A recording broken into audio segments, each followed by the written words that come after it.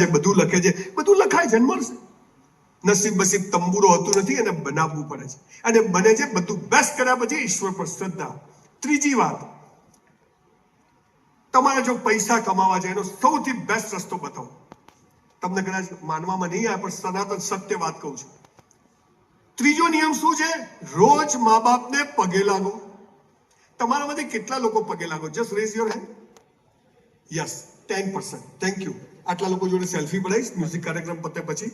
જે લોકો નથી લાગતા એમને નક્કી કરી લેવાનું કે આપણે સ્કૂટરની કીકો જ મારવાની છે. આ દુનિયામાં કેમ મા બાપને પગે લાગવાનું છે? આ દુનિયામાં માત્ર માત્ર માત્ર માત્ર ને માત્ર મા બાપ જ ચાહે છે કે તમારી પ્રગતિ થાય. બાકી કોઈ ચાહતું નથી કે તમારી પ્રગતિ થાય.